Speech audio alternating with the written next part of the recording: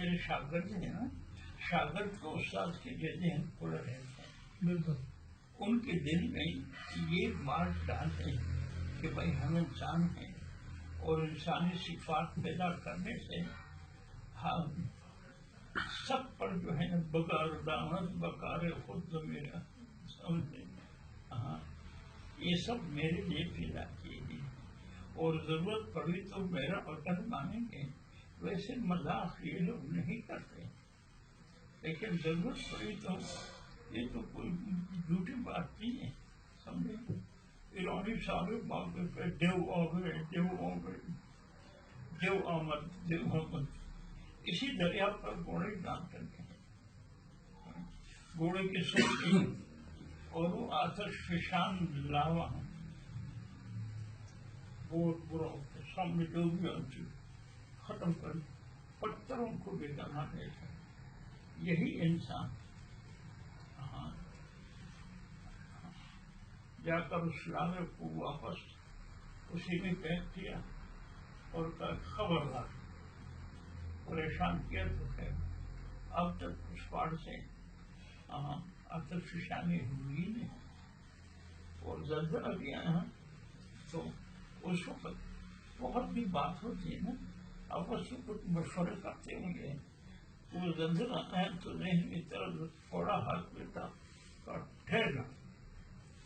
مدینہ پاک میں قیامت کا زلزلہ آئے گا اور نہیں آئے گا. انسان نے رکھ دیا، انسان نے سمجھے.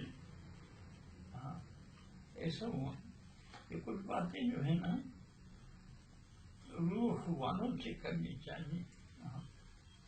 3 دن حضرت عمر رضی اللہ تعالیٰ عنہ آئے تھے، جب واپس آئے تو سب نے کہا حضرت آپ کہاں گئے تھے؟ تو اسی کو فلانی جماعت جو ہم نے دیکھی تھی سامنے ایسے بات تھے ناممکن اس کو بلانا، اور اس کے آگے جو ہے تو ایسے طغیان والا دریا تھا.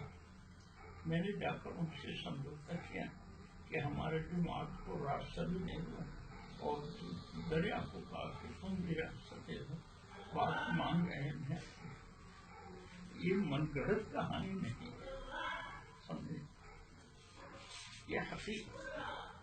وہ انسان سے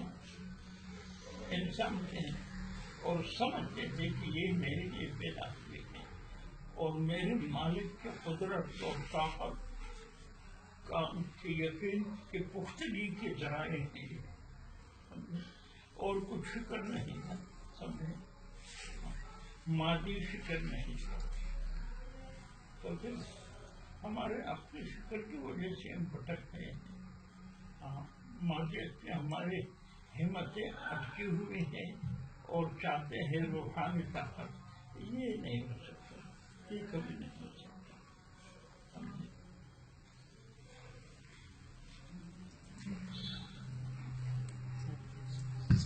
یہ آپ کی ذمہ